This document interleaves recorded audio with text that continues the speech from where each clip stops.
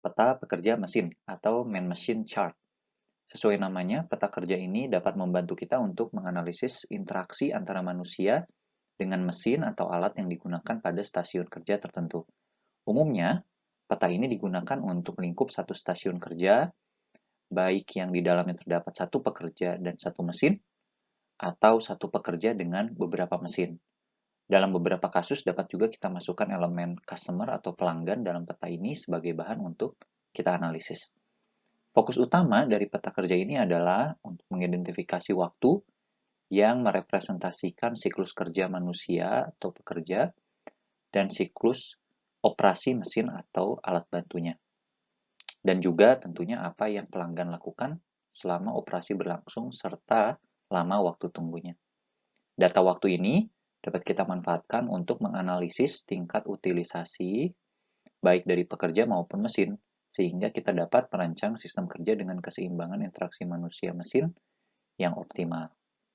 Contohnya, bila kita rangkum peta ini, dalam kasus coffee shop ini, kebetulan rupanya butuh misalkan 1 menit 10 detik untuk pelanggan membeli hingga menerima kopi yang dipesan.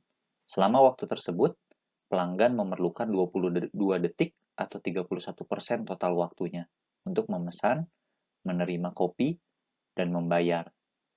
Dalam operasi ini, pelanggan ya melakukan idle gitu atau menunggu, menganggur selama 69% waktunya. Di sisi lain, bila kita melihat dari segi pegawai, ya, ia bekerja selama 49 detik atau 70% dari total waktu, dan menganggur selama 21 detik atau 30% waktunya. Sedangkan mesin kopinya sendiri beroperasi selama 21 detik atau 30% waktu total dan menganggur selama 70%. Dari data ini bisa dianalisis tentunya lebih lanjut, dapat dilakukan rekayasa sehingga persentase utilisasi dari masing-masing elemen sistem kerja dapat lebih seimbang dan waktu operasi yang diperlukan dapat lebih singkat. Bila ingin melakukan pemetaan dengan lingkup kerja yang lebih besar, kita dapat menggunakan yang namanya multiple activity chart atau biasa juga disebut Gantt process chart. Peta kerja ini mirip sebenarnya dengan peta pekerja mesin, hanya saja jumlah elemen mesin dan manusianya lebih banyak sehingga interaksi yang dapat dipetakan pun lebih luas cakupannya. Sama seperti peta pekerja mesin, Gantt process chart juga digunakan untuk mengidentifikasi hubungan antara waktu menganggur dan waktu operasi dari pekerja maupun mesin dan alat bantu. Lazimnya, bila menggunakan chart ini, kita perlu memetakan hingga mencakup pekerja atau mesin yang beroperasi paling lama pada sistem kerja tersebut. Gantt chart dapat digunakan untuk kasus di mana kita dapat memetakan beberapa pekerja yang menggunakan satu mesin yang sama, atau dapat juga kita gunakan untuk memetakan beberapa mesin yang digunakan oleh beberapa orang pekerja.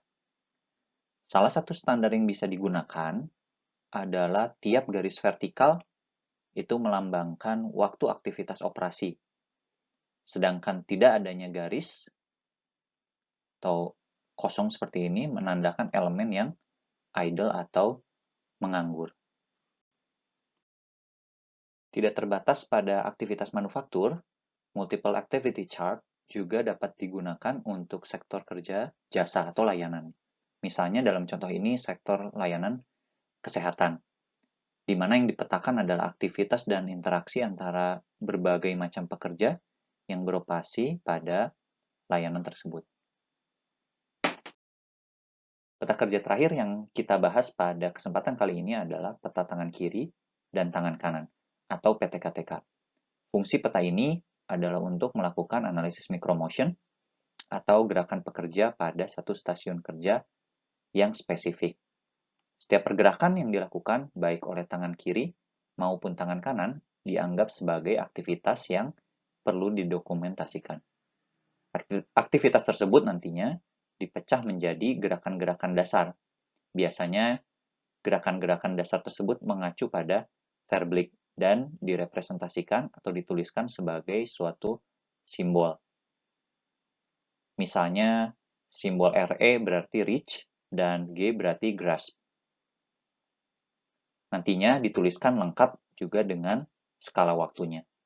PTKTK seringkali digunakan untuk membantu analis mencari metode gerakan terbaik pada satu stasiun kerja tertentu atau sistem layanan tertentu untuk melakukan suatu aktivitas dan sebagai panduan untuk tentunya melatih operator pada stasiun kerja tersebut guna melakukan gerakan standar yang telah ditentukan atau dirancang.